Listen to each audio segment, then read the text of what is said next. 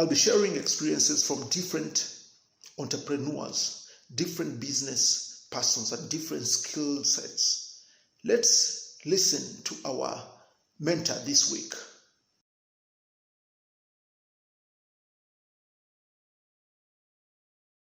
So I would say the pandemic has created a bigger challenge for the financial sector, not just in Kenya, but in the region. So for us, accessing financial services has been difficult. Customers who are already coming to the branches, they don't have support. So I would say three main aspects for the bank today. So we're already migrating our customers' transactions on our digital platforms, particularly on the mobile banking. This is something we worked quite well in the last few years. And today we can say, looking at the last 2 months, nearly up to 97% of our transactions as a bank has moved threefold. We are doing nearly $4 billion of transactions per month, up from $1 billion. That is 3 times growth just by migrating customers, transactions, and payments. That's one area we will do. The second area is looking at customers who have been affected. Customers, businesses, customers, loans, transactions, and payments on all sectors. And out of our Kenyan sector, the total loans in the industry is around $25 billion.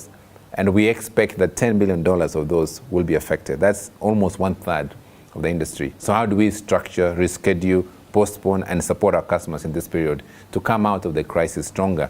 So we are doing that as KCB and also doing that as the industry in Kenya, and also coordinating the region, working with the central banks. And then finally is how do we find a support structure for customers who go into a crisis, who may go into default. That's an area that we are going to be able to focus on now in this leg, working with the governments, as we have seen other countries do. And we may not have seen, I didn't mention that we've worked a lot of times with staff, but what this shows is that innovations around building our businesses into a digital platform, migrating, especially mobile in Africa, is the right strategy today. So we're investing more money, even in the crisis, on our digital investments. So our payment platforms, the VUMA that we're working very closely to build, is actually shows that during the time of a crisis, there is always a silver lining. There is an opportunity to invest in some areas more. So data analytics, advanced analytics, getting that into our mobile platforms, our lending programs, that's what we're investing in. And then less and less on the branches. So the crisis has shown us two things. There's a good side of it in terms of growing our business forward.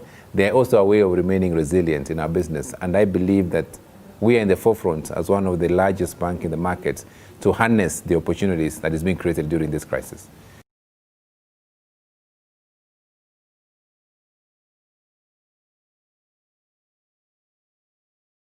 So banks are in the forefront. Remember, we are a big part of the economy. Up to 10% of the economy is made of the financial sector, and banks are the greatest in that sector.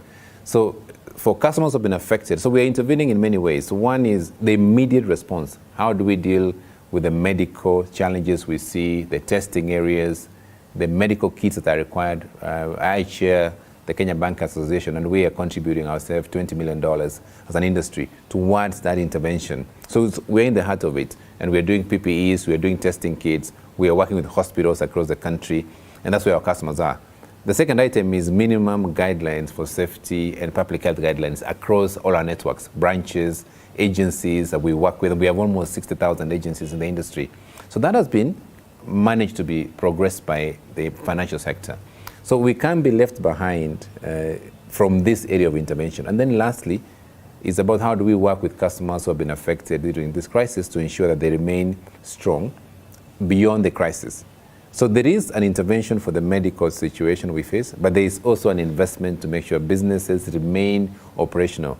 And because banking services are essential services, I would say we've seen less branch closures, although most transactions are already migrated on the digital side.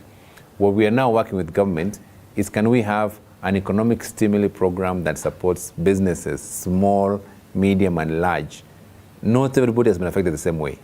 Some sectors like tourism, horticulture, transport, aviation, construction, real estate have been affected much more.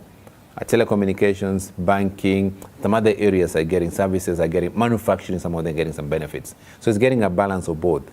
And I sit at the National Committee of COVID that was set up by our own president here. And the reason for that is we can provide information, we can support the investment you're making. So I'm excited we are able to contribute and be a strong partner with governments and the regions, and we will continue to support and remain relevant beyond the crisis.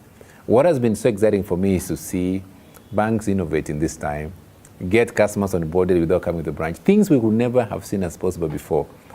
But we, as a larger bank, in our market, largest bank, have actually seen our customers adopting, migrating. We are almost signing off, in addition to 1 million new customers on our mobile banking platform, correct? This is very valuable. We're also working with some of the partners.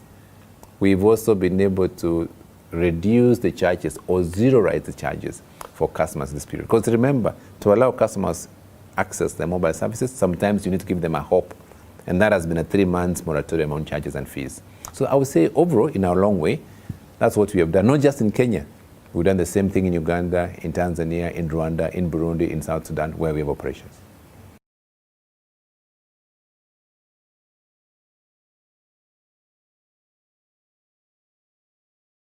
So this is a good point for us to say, the first few weeks, the first case was announced around 13th of March, in Kenya at least, yeah. And a lot of concerns has always been, how are we going to come out of this crisis? How will customers be served?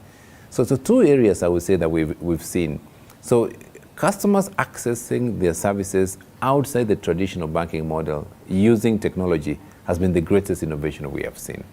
And more than a year ago, we worked together with, even today, with Huawei to build our own refreshed payment platform, which is Vuma. Now, in the past, you could always ask and say, is it the right investment? Correct? But today, that opportunity now shows that this investment should have made even higher, puts much more resources, invest much more broadly across most of our markets. This, for me, is one opportunity. Now, we will continue to accelerate that investment beyond just lending platform, which has been very successful. It is the largest lending platform in the market. Yeah, we're lending in excess of $2 billion a year with extremely high repayment period of 96%. So beyond that, then you have a savings wallet within the same platform, and now the payment infrastructure and ecosystem to connect up to 5 million merchants in the next 2 to 3 years. So what this will bring is accelerating that acquisition of merchants, making payment platform much more clearer. And what we have seen is it's a very seamless, extremely resilient platform which we have. We have had no gaps. We have had no issues of reliability. So that, I would say, is one innovation. The second one is to see new ways. Customers are learning new models. So although we were initially going to branches, building businesses, we're also getting a lot of data that we can build on analytics to be able to provide services to our customers. That, for me, is extremely important for our own industry. And third, I see more collaborations across the financial sector, which we never saw before. So even as a chair of the industry, I get very excited that we are thinking, what has not happened for the last maybe 50 years of our history as an industry? We may be seeing ourselves converging our own systems of payments, our own delivery to customers. And if you connect all our we have 45 million accounts in Kenya market. The region has got 100 million accounts, but we never speak to each other. What we may see is there may be an opportunity to integrate our payment platforms. And maybe this is why working with Huawei will make us possible to